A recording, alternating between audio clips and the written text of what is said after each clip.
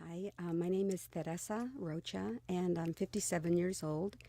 Today is April 27th, 2008. It's a Sunday, and we're in Sacramento, California. And I am here with my father, so I am his daughter. My name is Elpidio Rocha, and I'll be 83 years old come next October. Today's date is April 27th, 2008, and location Sacramento, California, and I am Teresa's father. Dad, I would like to start the conversation today by asking you to tell me a little bit about what you recall about your parents. And by that I mean what you know about where they came from, because I know they were not born in the United States. My parents came at a very young age, possibly 15 or 16, and my father was 3 or 4 years older, and they came from Mexico through El Paso, Texas. And as I understand, he was a migrant worker. Then he worked in mines down there. Then was employed by the railroad and helped build a railroad for the purpose of hauling cattle to Kansas City, which is a meatpacking center, as is Chicago. However, they stayed in Kansas City and lived on what they call the West Side Barrio, which is the bottoms. Most of the barrios are referred to as bottoms because when it floods, it's the bottomland that's flooded. And I was born at 24th and Mercer in Kansas City, Missouri. Now, what about your mother? My mother was a housewife. She was, as I recall her, my father was quite tall, maybe 5'11", 6. My mother was about 5 feet tall, 5'1". My father was very proud of his indigenous Indian background.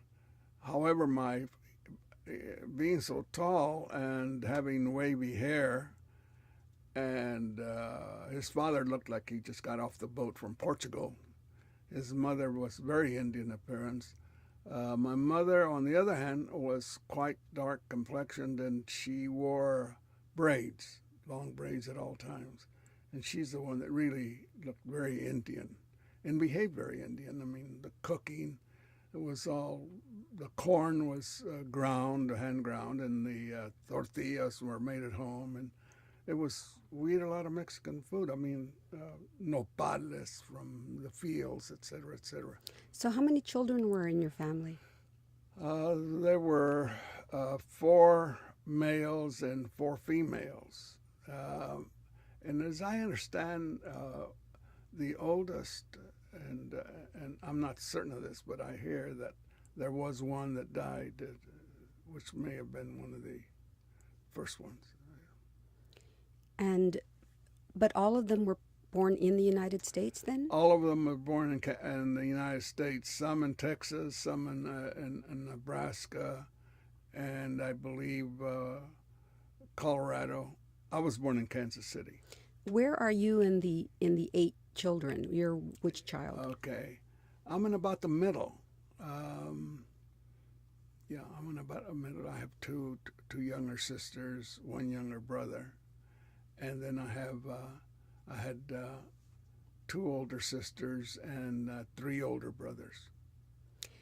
When you think about your parents, can you talk about or characterize them by using adjectives? Meaning, when you think about your father, what are a couple of characteristics or adjectives that come to mind when you think about him? He was my primary teacher. He was my primary teacher. He was always reading, read a lot, stressed education constantly. he didn't talk that much. So when I say stress education constantly, it was mostly through his acts, reading, making certain that we attended classes, school, and didn't talk much. My mother is the one that ran the home. She saw that things were carried out. However, I've been told now recently that they both used to meet outside the house and discuss policy, what was going to be carried out. But my mother is the one that saw to that it was carried out according to their wishes. So your father was not talkative. Would you characterize him as, you say he was a teacher, so was he very patient? Mm-hmm. Or how would, again, going back to adjectives, I mean, I didn't know him. I have no memory of either of your parents. So curious about, I mean, was he, obviously he was hardworking. He always was working. He was providing for the family.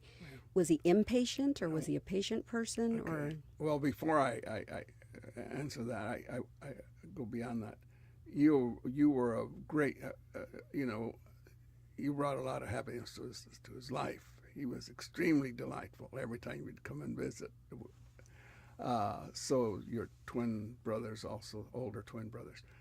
My father talked a lot to me, and I believe the reason is he took it upon himself to see that I did well, simply because I was born. When I was born, I was very, very small, of course. But then I never developed much. I was in kindergarten 2 or 3 years. People could not understand me. I thought I was being understood, but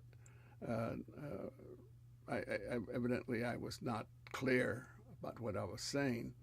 And consequently, I didn't play much outside, so I spent a lot of time with my father. And he taught me by doing, and sharing articles that he had read. He would explain them to me, and they were on various subjects. But he read a lot, but he was very, very silent. He seldom spoke. And your mother, how would you characterize her? Well, she was in command. There was a lot of work that had to be done, particularly during the Depression. She took in washing from selected people in the community. The water had to be heated outside, a fire built up. And my sisters, they were kept busy helping with the washing. And of course, most of the food was like the corn, the masa for the tortillas. That was all prepared from scratch. And we used metates and molcajetes. Metates, some people refer to as a Mexican piano. It's a stone. It's a utensil. You grind the corn, and then you make the masa, and then you pat the tortillas, and you make tamales and so forth. And then there were times when the family would go out into the fields and pick nopales and cut the thorns, and so. But everything was handmade. This was during the Depression. Those are the years I remember the most. So she was very hardworking and organized. Yeah, very hardworking. Was your family joyous in any way? I mean, or was everyone just working? Is that the hallmark of your home, or were there times when people just kind of relaxed and had a good time? And if so, how did that happen, or where did it happen? Yeah. Every evening, we all had to sit down at the table for dinner. And one person was selected to lead a discussion. You can imagine what it was like when it was my turn. Nobody could understand what I was saying, but yet they had to listen. And they were very impatient. I thought I was really, sharing some very significant things, but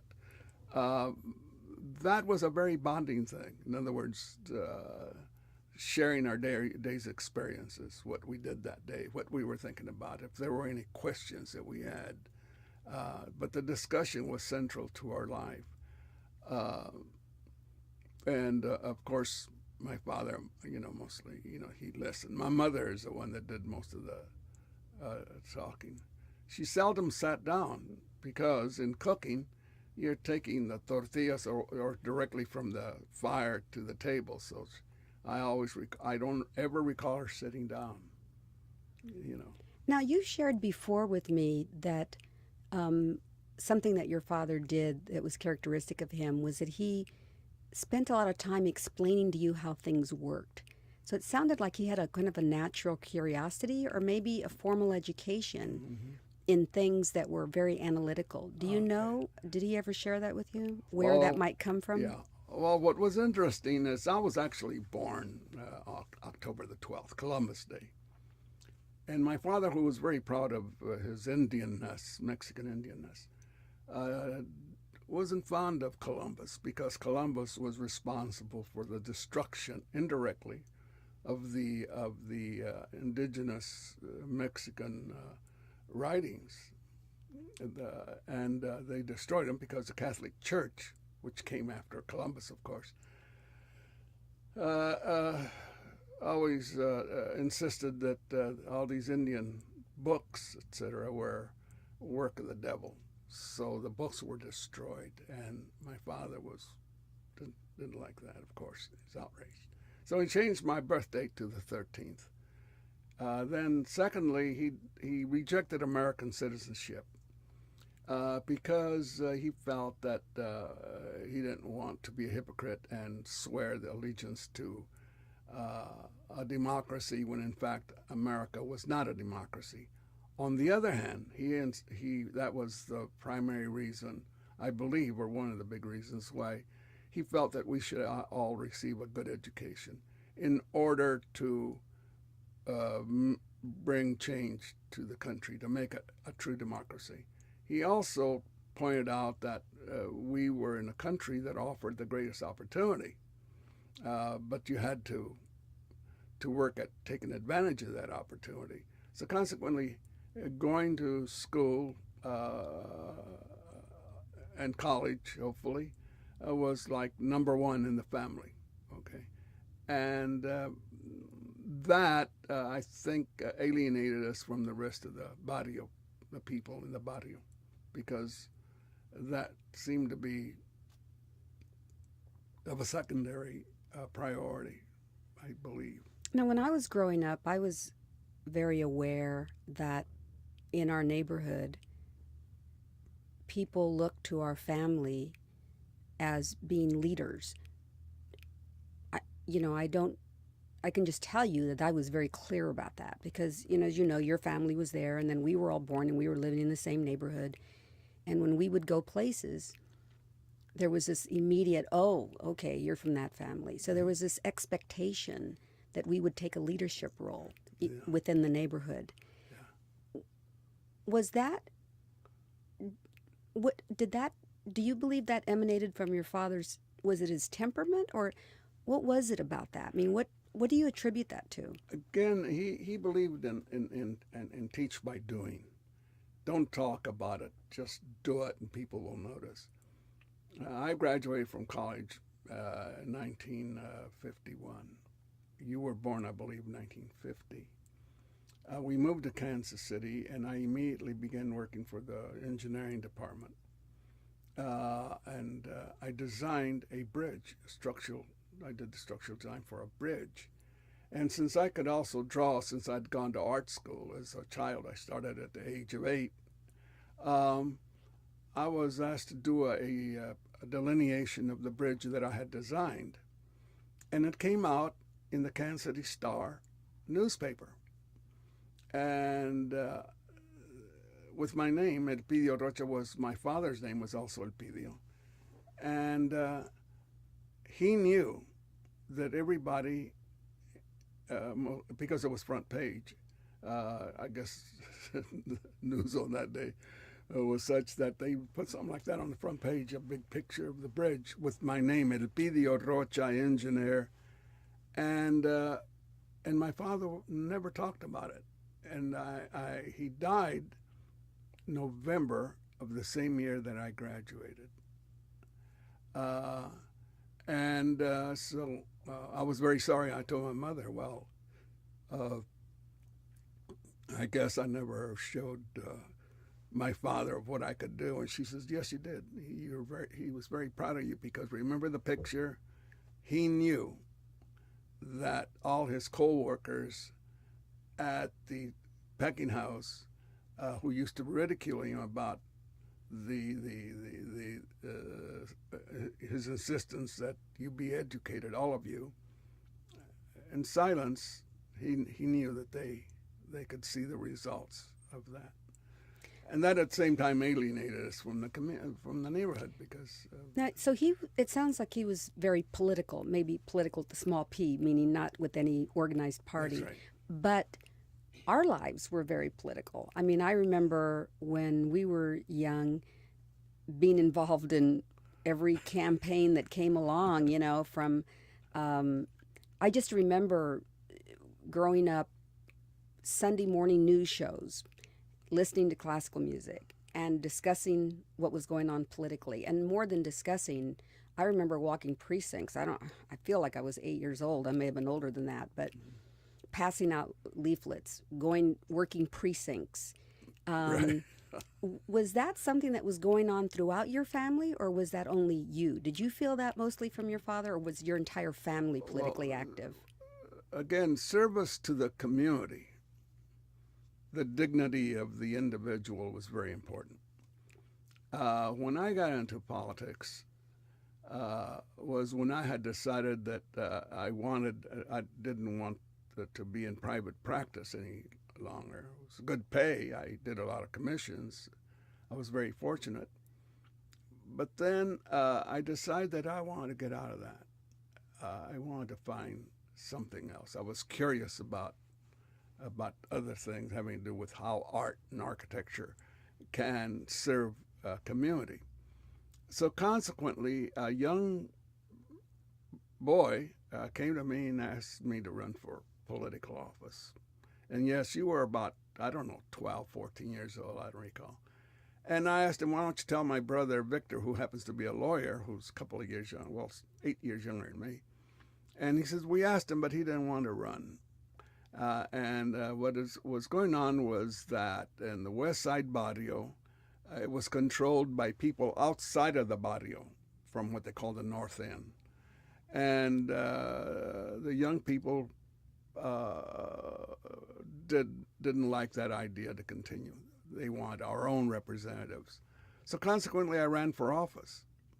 And I thought it was a good idea for a couple of reasons. One, I had been asked to teach at the Kansas City Art Institute, which paid a fraction of what I was doing in private practice.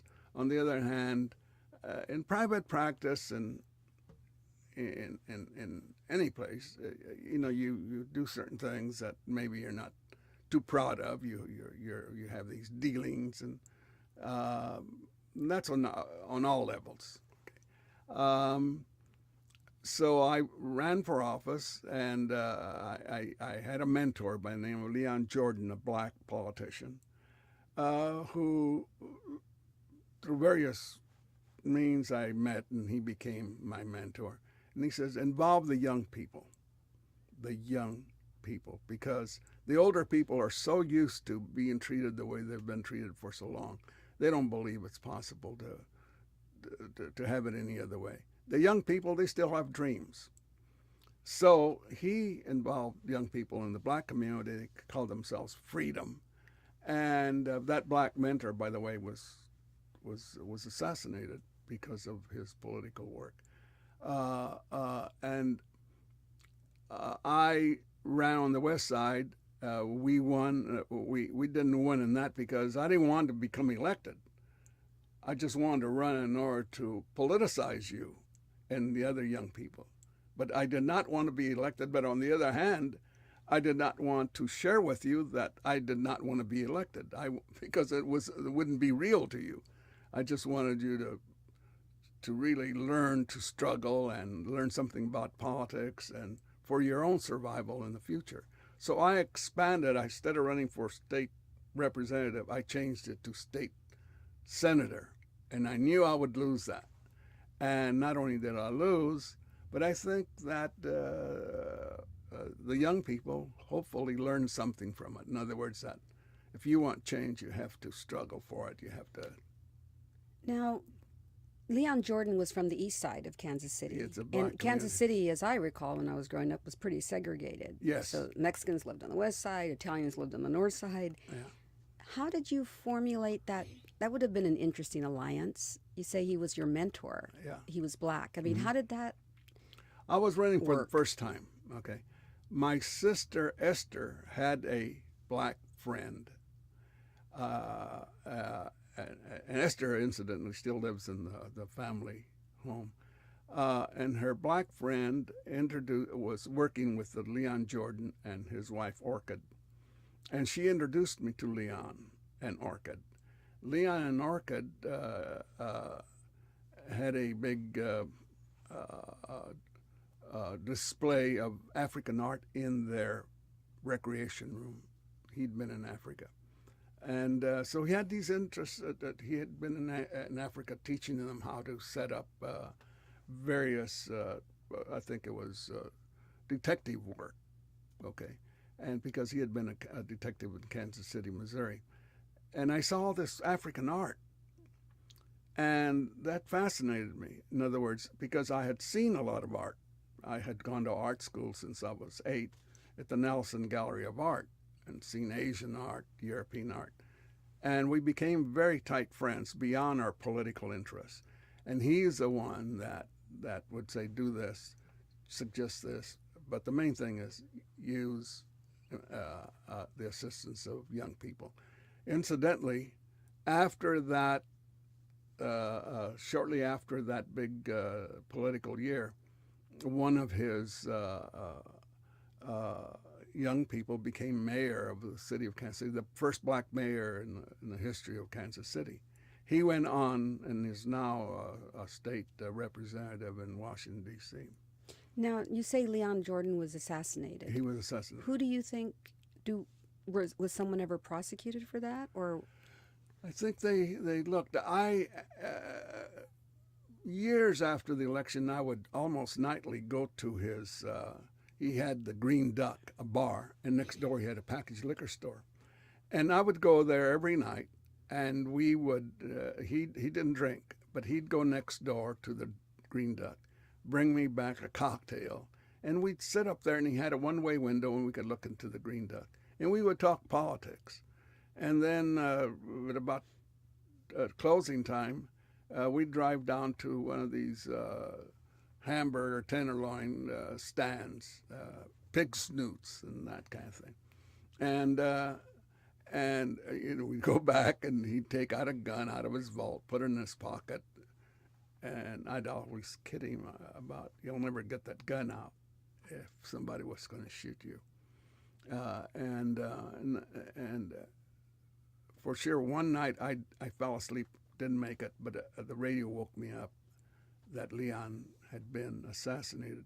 I would have been assassinated along with him because I used to always park my car right behind his.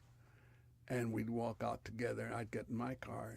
And the way he was assassinated, a car came down the middle of the street, and out of the back window, some guy, happened to be a black man, another black man, shot him with a shotgun. so it wasn't a robbery? No, shot him with a shotgun from the back of the window. Walked over where Leon was lying on the sidewalk, and close up shot him again. And I would have been, if I had been there, which usually I always was. But I think that happened because St. Louis, he was so powerful, he knew politics so well. St. Louis had asked him to assist them in cleaning up their city. So, whereas in Kansas City politics, the blacks begin to take over and so on. And as a result, from the work that you did and the other young people did on the west side, as a result of that, the first Mexican councilman was elected, Hernandez, and through him, my brother Victor was appointed municipal judge. So indirectly, you were involved in Victor's appointment as a municipal judge. Yeah. How old were you when that happened, when Leon Jordan was killed? 39, 38. 39. Yeah. So how did that lead to us, our home, becoming the campaign headquarters for Wheeler, who ran for mayor? And he was a lady, Callie's Beer Joint on Westport Road. Everybody hung out at Callie's Beer Joint. I was running for office, number one, not to get elected, but to politicize the young people so they could take command of their lives. Wheeler used to hang out at Callie's with friends, and he had this interest in making a connection with me in order to get my support. So he began to come over to our place, and as you recall, I had about 10 phones installed, and God, you kids were very young. If you were 14 or 15, I know Luis was on the phone. He must have been maybe 10, I don't know. But everybody was working, and there was passing out leaflets and the whole thing. So that grew out of that political activity that you began when you ran, and then Leon Jordan, and so you stayed involved, and through that you met him. Yeah, and then Wheeler, who became mayor, he had been a coroner. I remember. And he had a young son the same age as your brother, Elpidio Antonio Pilo. And they became very tight, very good friends. And that continued. That friendship continued. So Elpidio, your older twin brother, played a very central role. He got very much into politics. And after that race, I became a faculty member at the Kansas City Art Institute. And eventually your brother Elpidio went there to school. Olivia went there. And both of them, faculty members would tell me how gifted they were. I think they were just very curious about everything. Now, somewhere in all of this, and I don't know the chronology, you designed a park that was in our neighborhood that won quite a few awards. Yes. The city called it Imagination. Everybody in the neighborhood called it Monkey Park. And where was that? And was that prior to your involvement in politics, or? No. What happened when I was a child, I began to attend Lowell School, open air. And this was mostly an Anglo school. But there were about 10 Mexican kids from the West Side Barrio who went to open air school. Open air school was for children that for some reason they suspected may become ill or weak or due to tuberculosis in the family or whatever. I don't know why I was sent there. I think it's because I was so small and my difficulty in talking. I met a teacher there, Miss Blanc. Miss Blanc is the one that became very interested in my drawings. And she then sent me to art school at the age of 8. And she provided me with, I'm saying she's the one that provided me with the art supplies, because on Christmas, somebody would come up on the front porch of her house and leave big packages of materials for drawings and so on and so forth that would last me almost for the entire year. Later, at the age of 10, she provided a scholarship for me to go to the Kansas City Art Institute.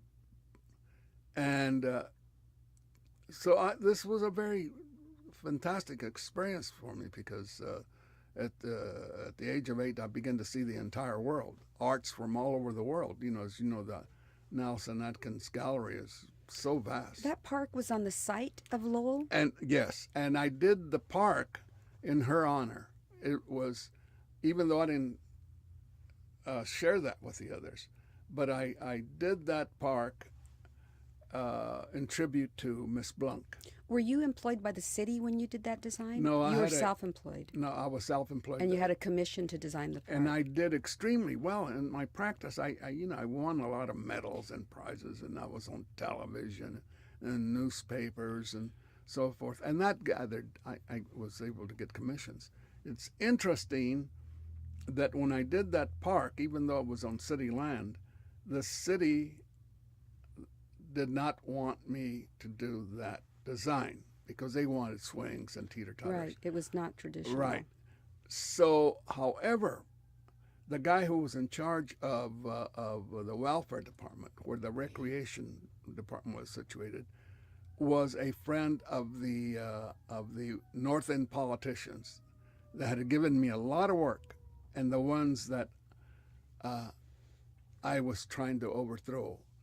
And I knew that running for office that I would lose all those commissions, but I was anxious to get out of the professional practice and go into teaching.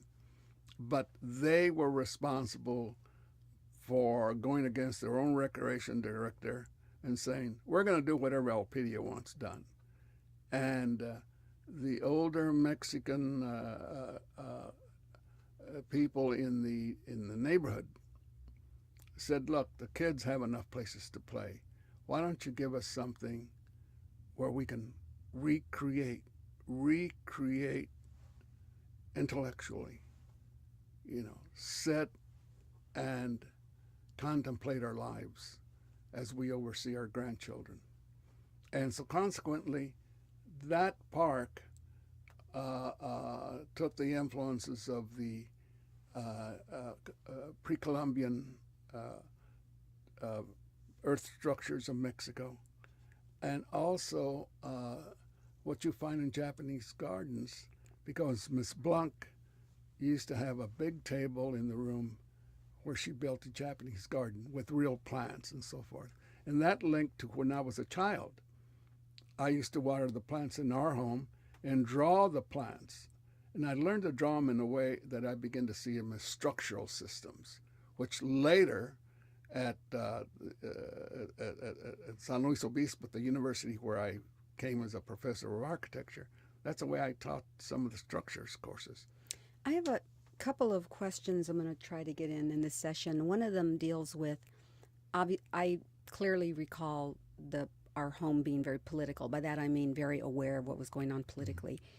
Is there an event that occurred that was a turning point in your politics in some way? I remember after Martin Luther King was killed and Kansas City had riots, and I remember when Robert Kennedy was killed. I remember when John Kennedy. Was there any single event that you can point to that really sort of turned you in a different direction as it relates to your own personal politics? I cannot say that. I would take advantage of these situations, but being brought up the way I was, it was very political. In other words, that's the reason I practice my art of architecture as a social construction, not as a work of genius, art Right. for art's sake. To me, it's a social construction. It takes into account your life, other people's lives, et cetera, et cetera. And as a matter of fact, the day Martin Luther King was assassinated, I was on my way to the University of Kansas to give a lecture to a black fraternity group. And as I was driving, I heard on the radio that Martin Luther King had been assassinated. So I just made a U-turn and headed back to Kansas City. I knew that they would not be into the... It's interesting to me that when we were living there in the West Side, we went to Catholic schools, because at the same time we were going to Catholic schools, you were very critical of the Catholic Church. That's right. So one quick question is, what role, if any, did religion play in your family? Was that something that you took from your family, this kind of,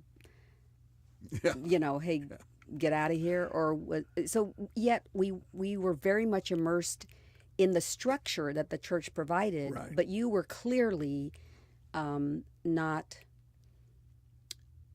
you were not taking a traditional role relative to Right. religion. So, did you grow up in a religious home, or No, not at all. The okay? reason you children went to Catholic school is that the Catholic Church, even with all these other things of going to Mass and praying the Rosary, etc., uh, they were able to take charge of what was being taught and how it was being taught. And so consequently, we felt that you would get a better education. You would learn to read, you would learn math, you would learn all of these things. That, in my opinion, was not being taught in public schools because the children that went to the public schools, their interests were so much into education. They were preparing themselves to go work in the railroad or the packing houses.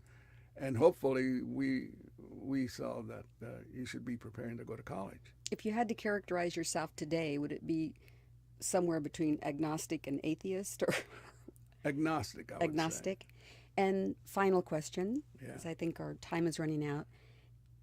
A difficult one, but do you, when you reflect on your life, do you have a sense of what you would consider to be a greatest accomplishment, or something that looms large in terms of a legacy? Well, I feel that my greatest accomplishment, of course, my children, and you know, Teresa, you played a central role in bringing us west. You decided to study at UC Berkeley, and then everybody followed. Olivia wanted to go there. Maria, even before she was out of middle school, went to live with you guys. I was offered this associate professorship at San Luis Obispo, and so the family, one by one, came west, and so yeah, so the children have been my greatest gift, and grandchildren now that you know. Okay. Thank you.